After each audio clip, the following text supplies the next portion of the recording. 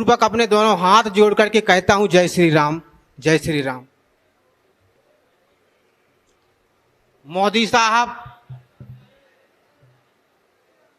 छोटे मन से मैं कुछ पंक्तियों के माध्यम से अगर आप समझदार होगे तो समझ जाओगे, क्योंकि छोटे मन से कोई बड़ा नहीं होता और टूटे मन से कोई खड़ा नहीं होता।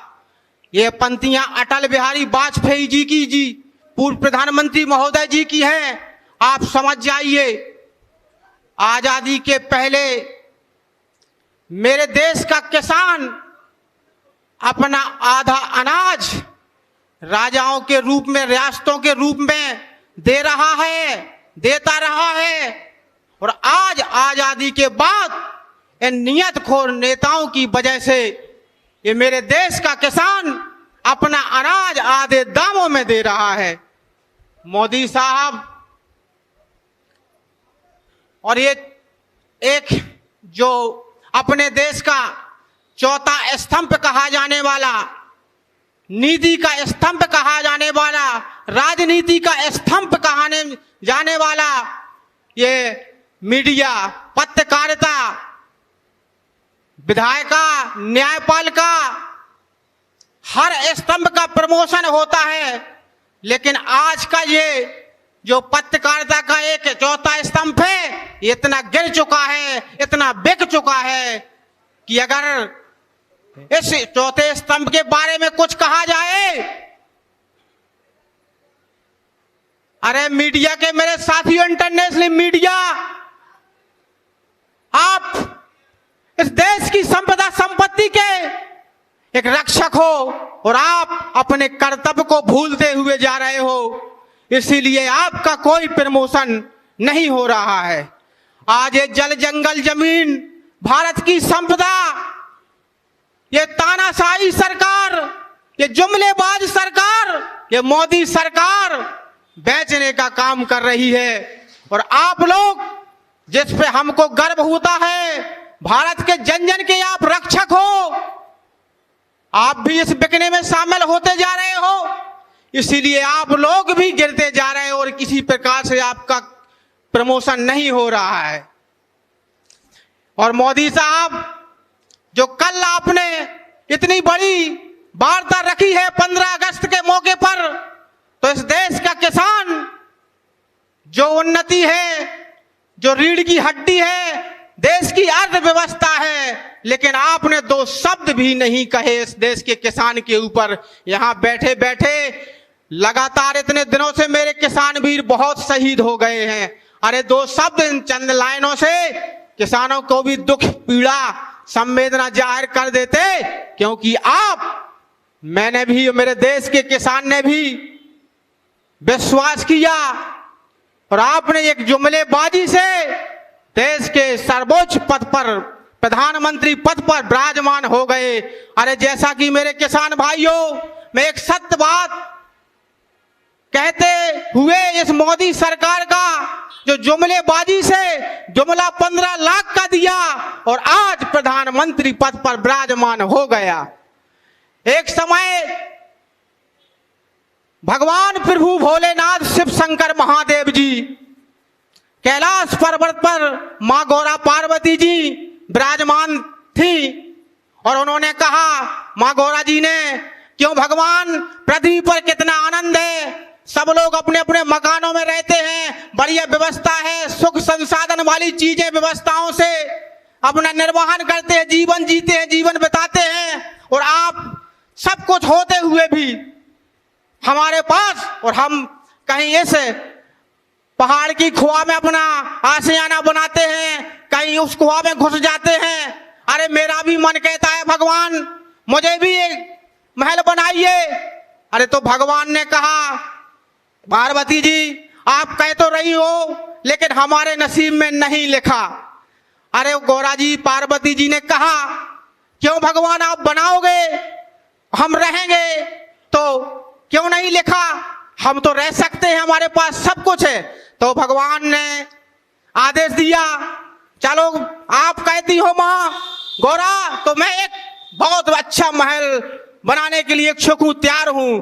तो भगवान भोलेनाथ जी ने कहा कुबेर जी से कि कुबेर जी, हमारी माँ जो गौरा पार्वती विश्व की भावनी, इनका मन है कि हम पृथ्वी पर रहें और हमारे लिए एक महल का निर्माण करो। तो कुबेर जी ने इतनी अच्छा सोने की लंका बनाई, क्योंकि भगवान भोलेनाथ शिव शंकर महादेव जी को रहना है, तो हर सुख सुविधाएं व्यवस्थित तरीके से सोने का महल खड़ा कर दिया। मेरे साथियों, जब महल खड़ा हो गया तो शुभ संकेत, शुभ कार्य कुछ अच्छा किया जाता है। तो भगवान ने कहा चलो भोजन कराएं, कन्या भोज कराएं, ब्राह्मण भोज कराएं, इसके बाद हम अपने महल में रहेंगे। कन्या भोज हुए, बड़े बड़े विद्वान महल महात्माएं आए, उन्होंने भोजन किया, उसमें एक रावण को भी बुलाया। इसका नाम पहले मेरे साथियों किसान भाइयों रोमन था। रावण आया, इसने जुमला दिया, इसको तो ठगना था, वो सोने की लंका पर इसकी नजर पड़ गई। जैसे ही आया रोने का काम करने लगा, रोने लगा। अरे भगवान ने कहा क्यों यार भैया, ब्राह्मण इतना बढ़िया कन्या भोज हो रहा है, ब्राह्मण भोज हो रहा है, और आप कैसा है हो? कौन सी समस्या है, क्या दिक्कत, क्या तकलीफ है आपको, क्यों रो रहे हो आप? अरे सब काम है, अच्छा संदेश है, भोजन करिए, 56 प्रकार के भोजन बने हुए हैं। बोले नहीं, वो तो रोने लगा, वो नहीं मान रहा था। बोले हमको दिक्कत है, तकलीफ है। बोले क्या तकलीफ है बताइए, हम सबकी दूर करते हैं। बोले करोगे? बोले बिल्कुल करेंगे, तुम्हारी समस्या दूर करेंगे। बोले 3 बार कहिए, करेंगे करेंगे करेंगे। भगवान ने कहा चलो, कह दिया, 3 बार कह दिया कि हम तुम्हारी जो समस्या है, जो तुम बात में कहोगे, जो मानोगे, जो बताओगे, हम वो मानेंगे। 3 बार कह दिया। तो रावण ने, वो रोवन ने सीधा कह दिया कि मुझे ये सोने की लंका जो आपने यह महल बनाया है यही चाहिए। देखा, ये जुमलेबाज से इसी प्रकार से, जिस प्रकार से रावण ने सोने की लंका हरने का काम किया था, इसी प्रकार से मोदी ने 15 लाख का सपना दिया और सपनों जैसी ये बात कर रहा है। मेरे साथियों, एक सपना और दिखाया जा रहा है, आत्मनिर्भर बनाएंगे, जन जन को समझाएंगे, आत्मनिर्भर भारत बनाएंगे। देशी आर्थिक जो निर्भरता है किसान की, बच्चे बच्चे की, देश के भविष्य की, वो आज कमजोर है। अर्थव्यवस्था कमजोर है, पैसे की कमी है, देश कर्ज में डूब रहा है, और ये आत्मनिर्भर बनाने की बात करते हैं, एक सपना दिखाने की बात करते हैं। मोदी साहब आप ही बताइए, जब देश कमजोर है, किसान रोड पर है, तो ये देश कैसे आत्मनिर्भर बनेगा? ये सपना मत दिखाइए, क्योंकि कोरे भाषण से हम किसानों गरीबों के पेट नहीं भरेंगे। और अच्छे दिन आ जाते तो हजारों किसान आत्महत्या नहीं करते। मोदी साहब, ये देश के किसान की बात समझिए। करोड़ों जो नौकरियां हैं आपने छीन ली हैं, देश का युवा दर दर भटक रहा है। मेरा भी सिलसिला है मोदी साहब आपसे, और गिला है, क्योंकि मेरे देश का जो युवा बेरोजगार नौजवान है वो आज रोड पर घूम रहा है। अरे मोदी साहब, जनसंख्या रजिस्टर नियंत्रण की बात करते हैं, अभी ये एक कानून और लाएंगे, जनसंख्या नियंत्रण कानून जो बनाना है आपको, तो सुन लो। इस किसानों के मंच से, संगू बॉर्डर से, इंटरनेशनल मंच है, हमको जो 2 बच्चे पर कानून बनाने की बात करते हो, तो हमको गारंटी चाहिए, इसके बाद कानून लाना। पहले ये गारंटी चाहिए कि जो हमारे 2 बच्चे होंगे उनको शासकीय प्राथमिकता तरीके से नौकरियां होने की गारंटी चाहिए, तब ये कानून लाना। और जेल भी बड़े कर लो मोदी साहब, क्योंकि जब कानून बनाओगे तो कानून का उल्लंघन होगा, कानून टूटेगा तो जेल भी बड़े बना लीजिए देश के। मोदी, आपने विदेशों में बहुत घूमा, बहुत गए, आज तक पता नहीं कर पाए कि गरीबी कैसे मिटती है। मोदी, ये गरीबी से जनसंख्या बढ़ती है, इसका आप पता लगा लेना अगर आपको मालूम हो, विदेशों में बहुत घूमते हो। जिस देश में गरीबी होगी उस देश में जनसंख्या अधिक बढ़ती होगी, ये मोदी आपको पता होना चाहिए। और मेरे साथियों, जो आज हमको समस्या है, जो संकट है, इसका समाधान भी है। मेरे साथियों, हम सब जानते हैं, हमको बहुत दिन हो गए यहां बैठे बैठे, लेकिन कोई भी आज तक समस्या का समाधान, हल संकट का नहीं निकल पाया। हमको ये मोदी सरकार से एक ही बात, एक ही मांग है, जो हम कहते आ रहे हैं लगातार, कि बिलों को वापस लो, बिलों को वापस लो। लेकिन ये बिल वापस लेने के बिल्कुल कतई मूड में नहीं है। जब इसने कल कहा कि जो छोटा किसान देश की होगा शान, देश की दुगनी आय होगी, किसान की दुगनी आय होगी, किसान को सुरक्षा कवच मिलेगा। अब जो पहले हमारी फसलों पे बिचौलिए लग जाते थे, बीच के बीच 8, 10, 12 रुपया रुपया प्रति किलो खा जाते थे, वो अब नहीं खा पाएंगे। पहले आज की आय बताइए मोदी जी, इसके बाद जो आप कहते हो दुगनी आय, अरे किसानों की आज की आय इतनी कमजोर हो गई है, ऊपर से लेकर नीचे तक, सुई से लेकर धागे तक आपने जो चरम सीमा पर महंगाई बढ़ा दी है। किसान, जो मैं गमछा लिए हूं, मोदी पहले जब आप प्रधानमंत्री नहीं थे तो मुझे 50 रुपए का मिल जाता था, 50 रुपए का मिल जाता था, लेकिन आज ये गमछा 100 रुपए का मिल रहा है। आपने दुगनी महंगाई बढ़ा दी है। कहते हैं हम दुगनी आय करेंगे, इनने कौन सी दुगनी आय की है? इनने दुगुना खर्च कर दिया है हम पूरे भारत के किसानों के ऊपर। बच्चे बच्चे पर जो चौकीदार बनते हैं, चौकीदार देश का, अरे ले गया उड़ा करके मेहुल चोकसी, नीरव मोदी भारत के नागरिकों को पैसा। अरे कौन सी है, क्या चौकीदारी करते हो और चौकीदारी की बात करते हो? अरे मोदी साहब, चाय वाले भी अब आपसे खुश नहीं हैं, चाय वाले भी अब आपसे खुश नहीं हैं, क्योंकि चाय भी बढ़ गई है, चाय भी आपने बढ़ा दी है, चाय पीने वाले कम हो गए हैं। इसलिए मोदी साहब, चाय वाले भी आपसे अब खुश नहीं हैं। मेरे साथियों, समय का अभाव अधिक होते हुए तो मैं अपनी बात को, जैसा कि अब आप हम सब जानते हैं, हमको इतने दिन यहां पर हो गया है, मैंने कुछ तर्क, तथ्य, इस बिल के जो शब्द हैं बहुत अच्छे तरीके से, क्योंकि बिल वापस कहने से शायद बिल वापस नहीं होने वाला, हमको बताना पड़ेगा इसके पॉइंट टू पॉइंट वाई। मैंने इसके तथ्य, तर्क, उदाहरण तरीके से इस मोदी सरकार को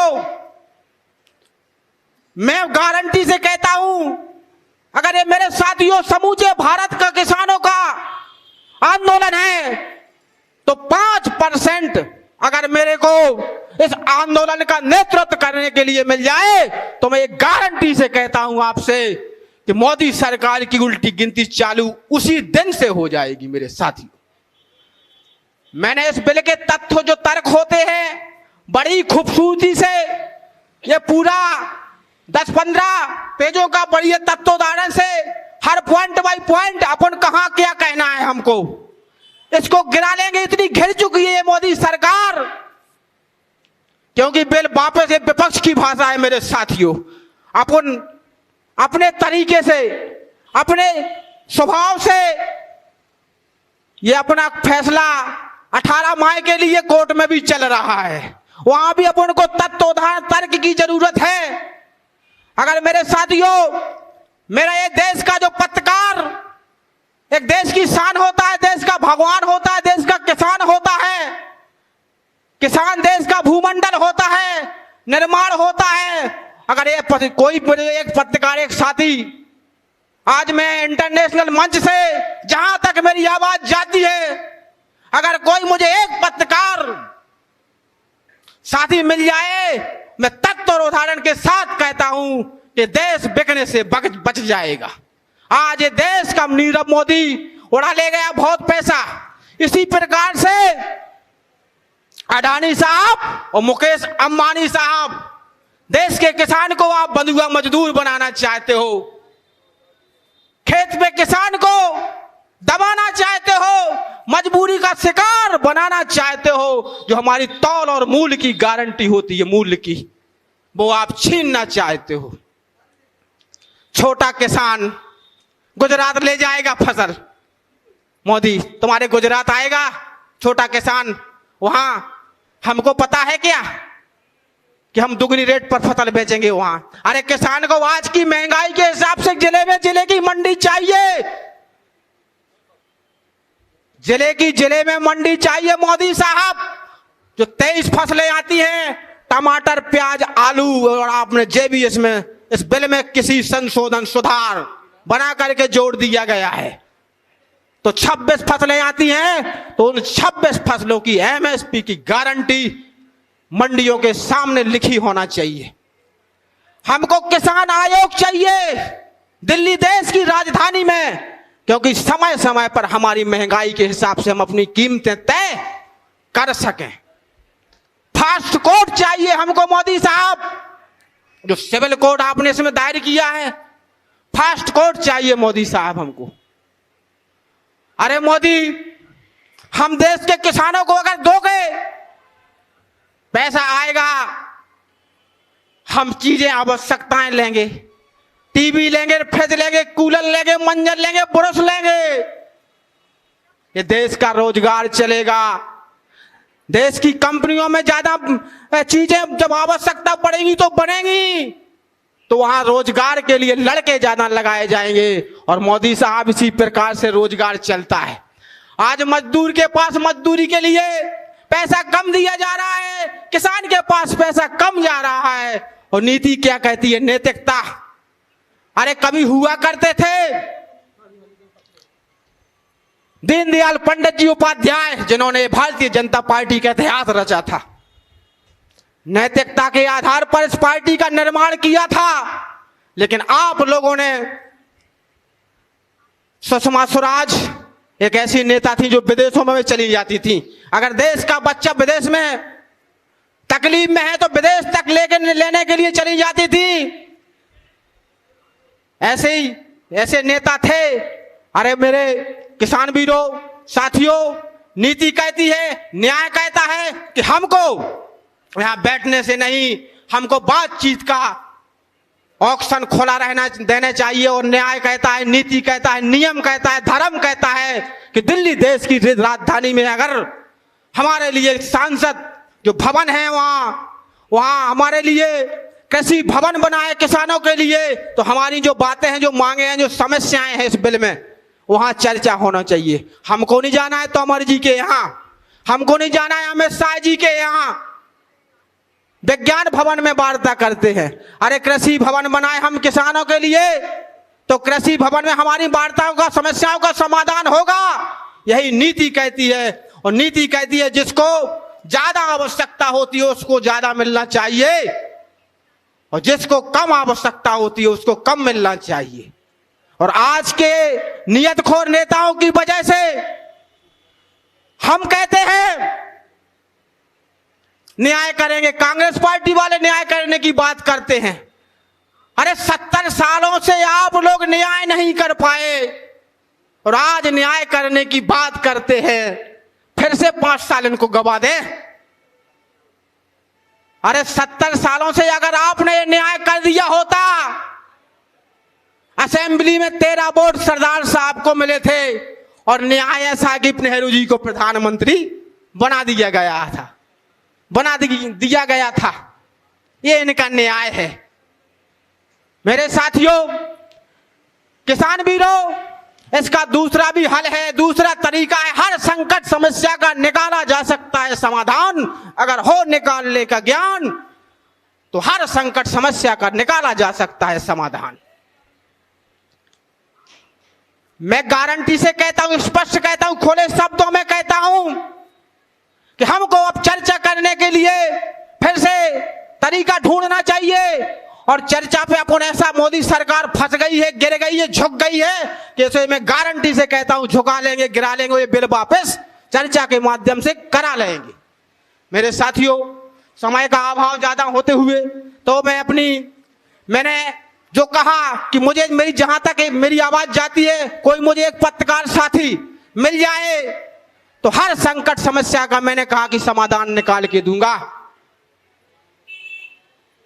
ये देश बिकने से बचेगा, ये देश की उन्नति होगी, देश नीति पर आएगा। नीति कहती है निर्माण करो।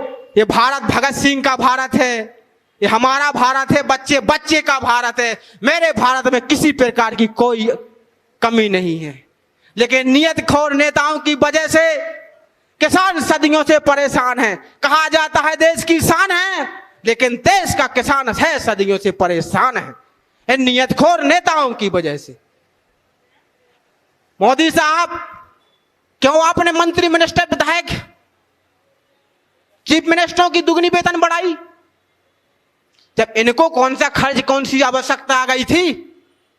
किसान का ऊंट के मुंह में जीरा, जैसे किसान की एमएसपी, जैसे ऊंट के मुंह में जीरा डाला जाता है, वैसे इनने काम किया है।